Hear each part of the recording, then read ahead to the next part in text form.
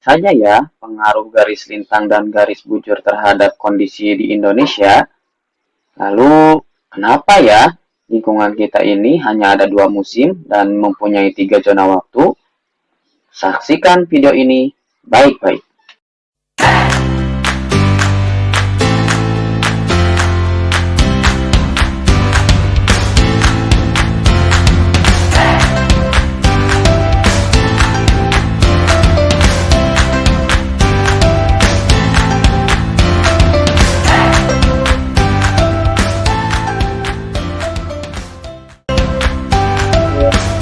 Jumpa lagi dengan Bapak dalam pembelajaran PS kelas 5.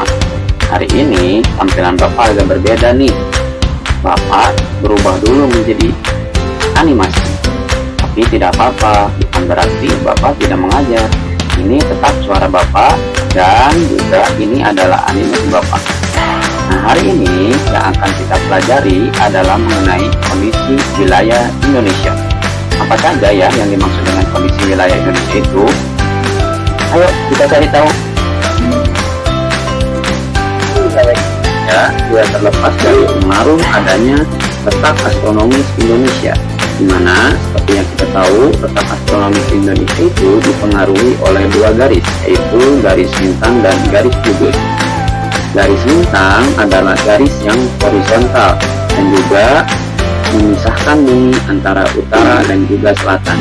Sementara garis bujur itu adalah sebuah garis yang vertikal dan menyambungkan antara kutub utara dan juga kutub selatan.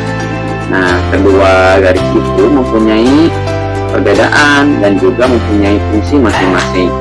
Mengapa? Karena garis lintang itu bisa menentukan atau bisa memprediksi sebuah iklim di suatu negara, sementara garis bujur bisa memprediksikan waktu yang ada di negara tersebut. Baik, yang pertama akan kita bahas adalah mengenai garis lintang yang mempengaruhi wilayah Indonesia. Seperti yang kita tahu, negara kita ini berada di antara garis lintang 6 derajat lintang utara sampai 11 derajat lintang selatan. Itu artinya negara kita ini terlewati oleh garis khatulistiwa. Apa itu garis khatulistiwa?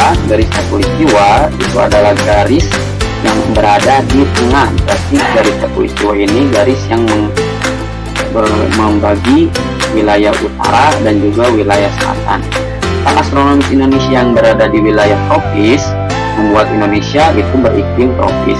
Ciri dari iklim tropis sendiri adalah suhu udaranya yang tinggi sepanjang tahun dengan rata-rata tidak kurang dari 18 derajat Celcius, yaitu sekitar 20 derajat Celcius.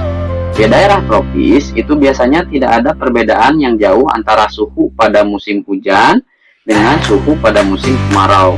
Ciri-ciri iklim tropis lainnya adalah lamanya siang dan malam hampir sama, yaitu antara 12 jam. Nah, sementara itu keadaan iklim di Indonesia secara umum dapat dibagi menjadi berikut. Iklim musim dipengaruhi oleh angin musim yang berubah-ubah setiap periode waktu tertentu.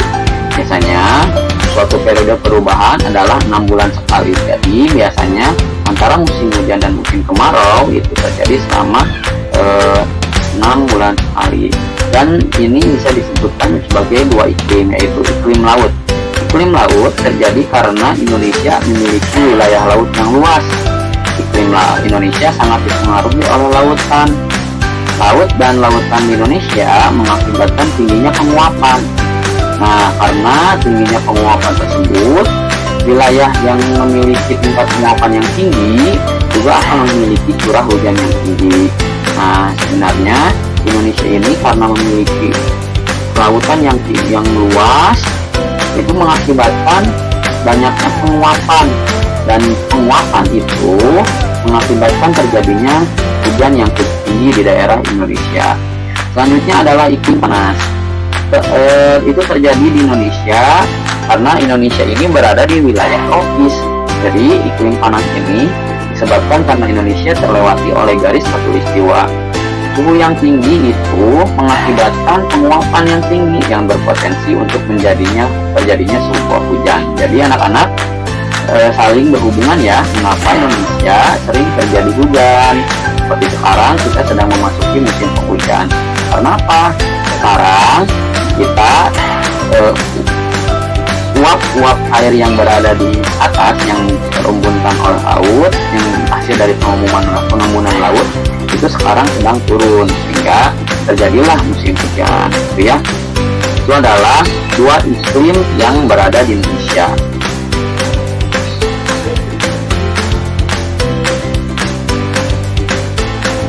Nah, sekarang yang kita bahas adalah mengenai garis bujur. Garis bujur itu adalah garis yang berada di vertikal ya. Jadi kalau kita lihat garis bujur ini menghubungkan antara kutub utara dan juga kutub selatan.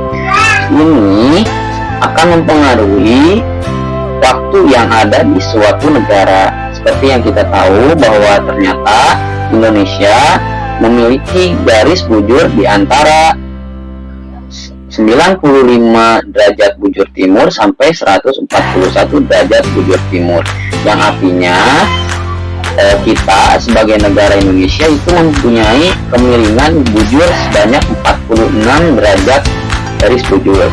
Dan berdasarkan waktu dunia, penetapan waktu dunia ditetapkan bahwa setiap 15 derajat garis bujur atau kemiringan bujur itu berbeda 1 jam. Jadi di kita itu ada 46 derajat, 46 dibagi 15, maka hasilnya itu adalah 3, berapa ya. Dan artinya Indonesia itu mempunyai 3 zona waktu yang berbeda. Maka dari itu tidak heran ya mengapa di wilayah Jakarta kalau misalkan sekarang masih jam 7, di wilayah Papua itu sudah lebih awal, lebih siang, bisa sampai jam 9. Nah, karena ada sebuah perbedaan antara wilayah satu dengan zona wilayah satu dengan zona wilayah lainnya. Nah, coba lihat peta berikut. Nah, peta ini menunjukkan kepada kita bahwa Indonesia itu mempunyai 3 wilayah waktu, dan juga provinsi-provinsi yang berwarna yang berbeda itu adalah zona waktunya.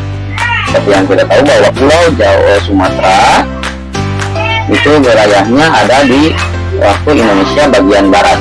Selanjutnya Pulau Jawa juga masih berada di wilayah waktu bagian barat. Selanjutnya Kalimantan juga sebagian itu masuk ke wilayah waktu bagian barat.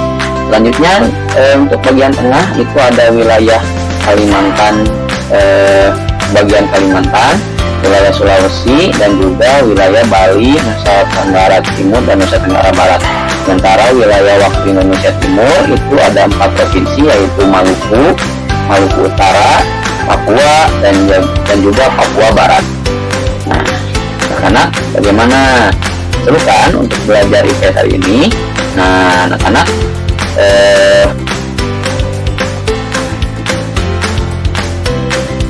nah itu adalah kondisi Indonesia berdasarkan letak astronomisnya. Wah, ternyata seru juga ya belajar mengenai Indonesia ini. Nah, untuk pertemuan hari ini Bapak cukupkan dulu sampai sekian. Untuk pertemuan selanjutnya akan ada pembahasan-pembahasan lainnya tidak kalah serunya. Oke, jangan lupa untuk selalu mengecek tugas yang berada di Google Forum, di forum Google Classroom kelas masing-masing. Selamat mengerjakan, dan jangan lupa untuk tetap menjaga kebersihan dan juga kesehatan. Semoga kita tetap kembali lagi bertemu dalam pembelajaran seperti biasanya. Terima kasih. Wassalamualaikum warahmatullahi wabarakatuh.